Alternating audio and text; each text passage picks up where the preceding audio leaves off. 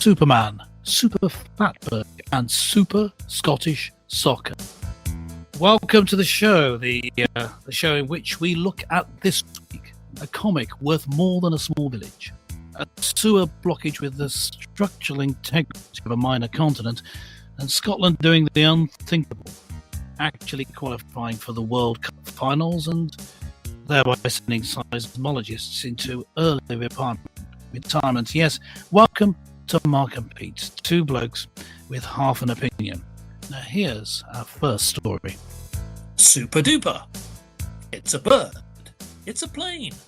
No, it's Superman comic to amuse your brain. It's absurd. It's obscene. An original copy means super financial gain. Yes, indeed. Now, a Superman comic found in a mother's attic has been valued at more than $9 million. That's right, folks, $9 million. Now, while cleaning out their late mother's Californian loft in Christmas, three brothers made a life-changing discovery under a pile of faded newspapers. What an incredible discovery. Yes, an original copy of the June 1939 first edition of Man of Steel's Adventures, yes, has been actually valued at something that now is deemed to be the world's most valuable comic. Mr. Pete, I bet that you're rummaging through your attic, your loft, all your cupboards just to see whether you've got a valuable comic. What say you about Superman and this super science comic? Yeah, it's interesting, isn't it? That something that wouldn't have cost much at the time, a throwaway item, thankfully not thrown away in this case, is worth a lot of money. And these things just keep doing turn up. I mean, this is a reminder, I'd say, that there's often a lot of value in things that we overlook, just everyday items. I mean, we often do connections and reflections from a spiritual or Christian point of view. Matthew chapter 13, verse 44 from the Bible says, "The kingdom of heaven is like a treasure hidden in a field. When a man found it, he hid it again. Then in his joy went and sold all he had and bought the field in order to get that treasure." And we can, if you find a comic, but we can look at more generally and say, yeah, things that we use now that we're just throwing away. Yes. Let's at least appreciate them, but let's if we have any inkling, keep a signed copy so that we can sell it for a lot of money in the future. That's just a bit of spiritual input for you there. Yes. Well, I'm looking at the front cover of the comic. It was 10 cents at the time. I'm sure that yes, even for you, that would have been a lot of money. Yeah, it makes a lot of sense to keep this thing. Yeah. So presumably this is in good condition because I mean there are pristine. It's not the only copy. It's the fact that it's pristine, isn't it? That it's correct. Valuable. So what's very important, folks? 64 pages of action, all in full color, and as it says on the front cover, the complete story of the daring exploits of the one and only Superman. Yes. Now, many people probably would have had a super comic somewhere, a superhero, whether it be Batman, many other Spider-Mans, etc. So if you do have some original copies, don't be surprised. There is a big market for this sort of thing. Now, with regard to this particular comic, because again of the fact that it was in possession, some people just stick it in a box and then, it doesn't get the sunlight, nothing ate it. No rodents ate it on this particular occasion. But the brothers have said that, they've recognized that this was really something that they never thought was possible. And it was their mother really just actually deciding to keep those possessions, those treasured possessions that those brothers would have at least had the chance to be entertained at the time. Now, of course, what we have to bear in mind is that this particular comic went through World War II, many multiple wars subsequent to that. Think of it, yes. And it survived. Isn't it incredible? It's absolutely incredible. Yeah, now, I will say that here's the other thing behind this, that when you actually look at the Superman legacy, we're still talking about it today. People are still making those DC comic superheroes come to Yes. life.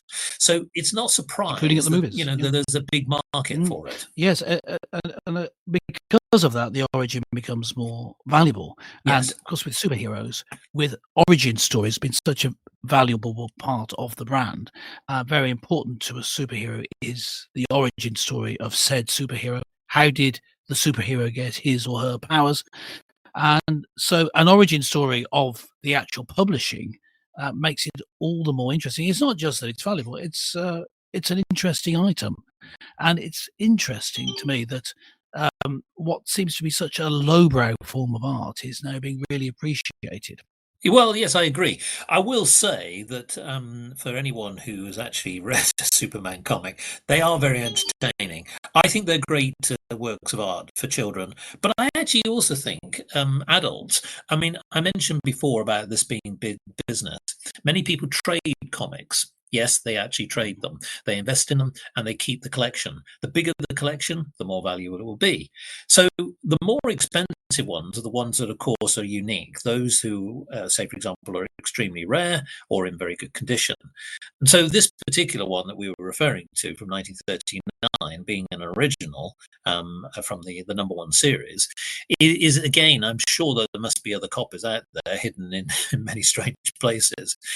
But I suppose the question really is when you think of over $9 million for one sort of piece of printed paper, it does make you wonder, doesn't it? I must admit that if I've got a Batman comic from 1972, I do know that it's only worth about £10. Well, it's not But nothing, is it? it's always worth it. How much? It's not How nothing, much? but here you go. How much was it? Did it cost you? No. Well, well, I think it actually cost me nothing, oh, but it probably cost about 10 cents from its yes, indeed. Yes, original 10, exactly 20 right. cents Yeah. from, So fascinating from the story, and 1970s. I would say a super story.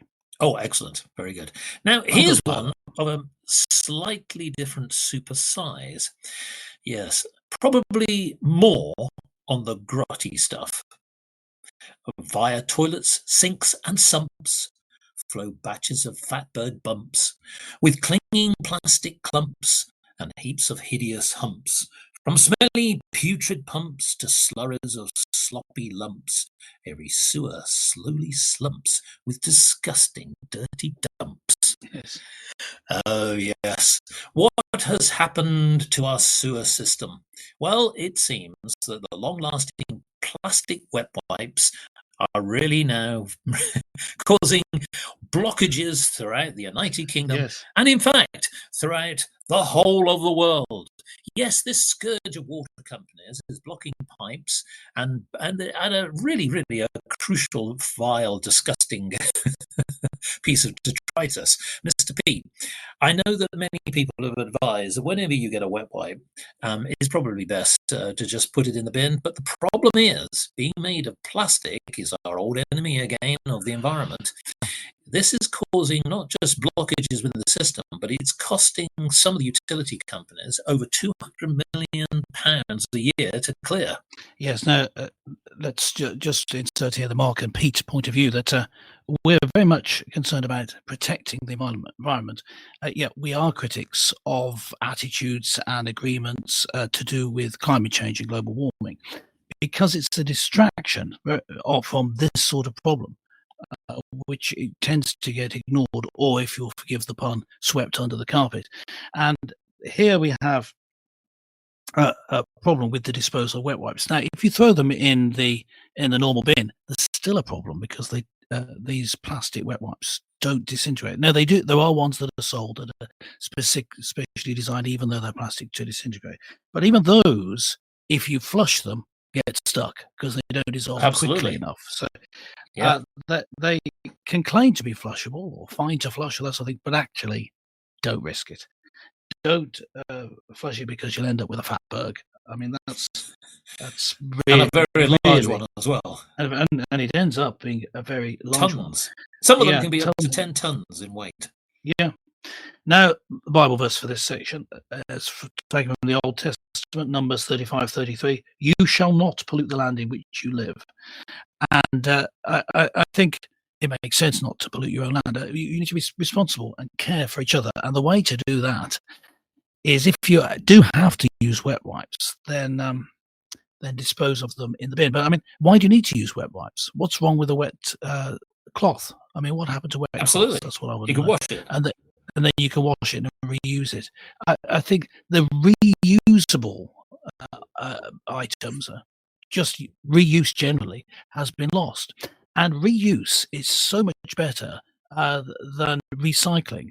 Recycling it ends up being expensive, ends up being wasteful.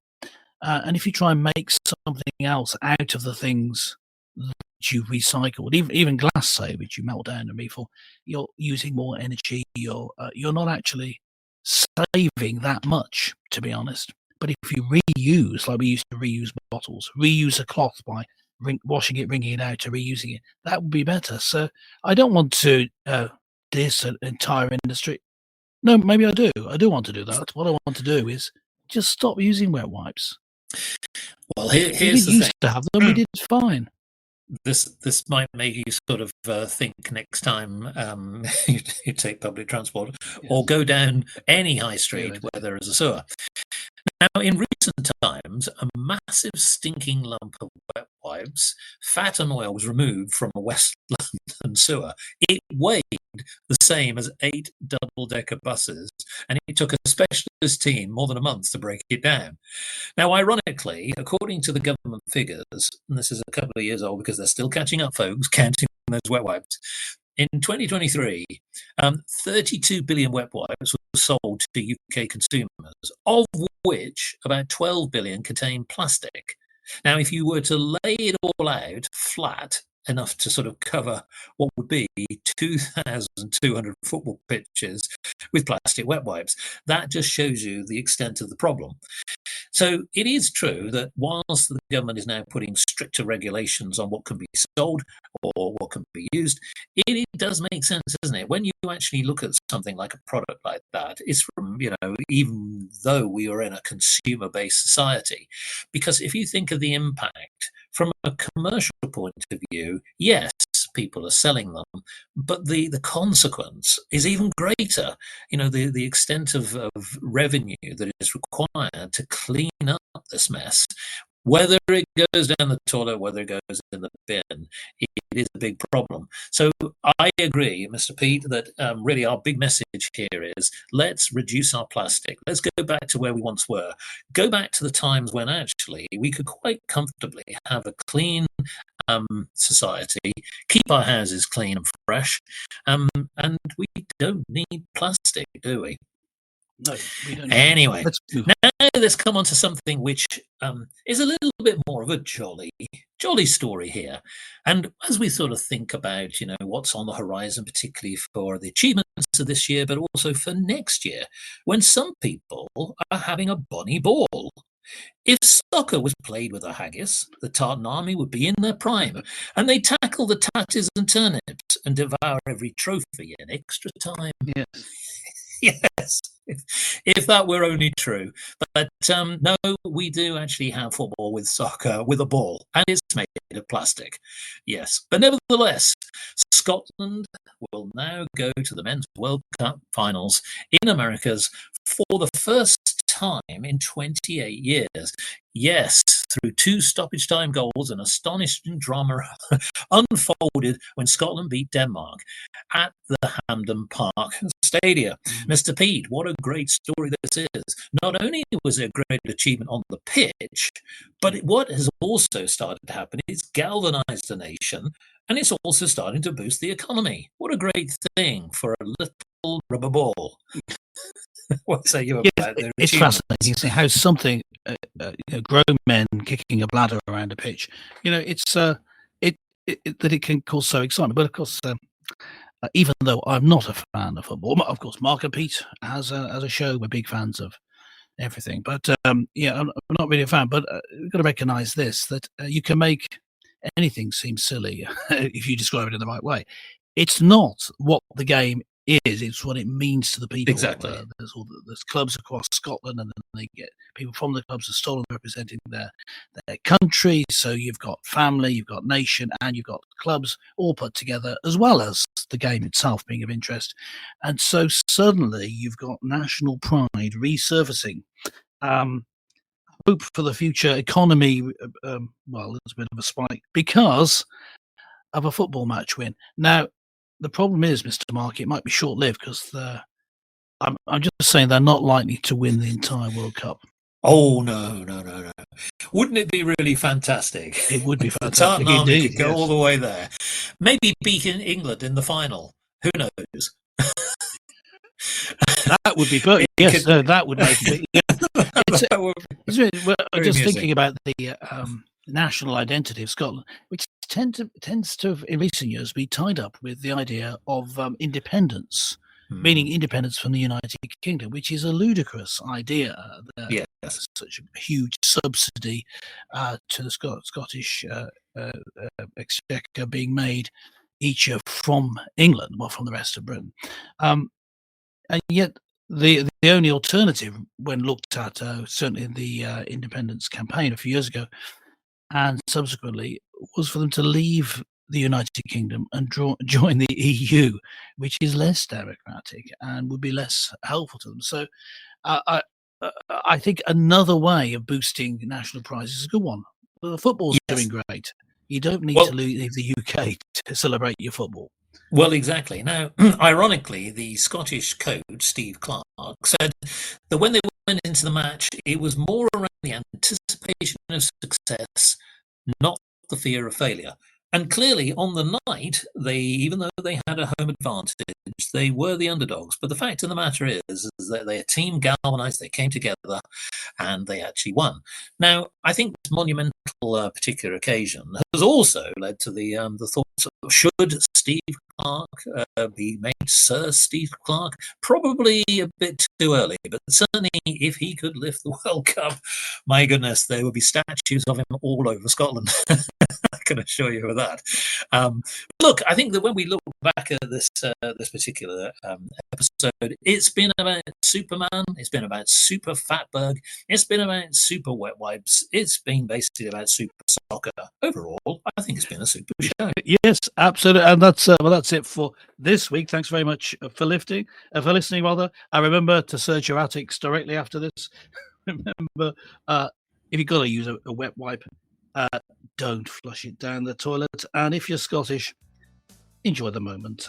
You've waited long enough, dear hearts. You've waited long enough. But make sure, all of you, whether you're Scottish or not, subscribe to the show. Go to markandpete.com. You can subscribe there and you leave a comment on this and every episode. But that's it for this episode. Thanks very much for listening. Catch you next time.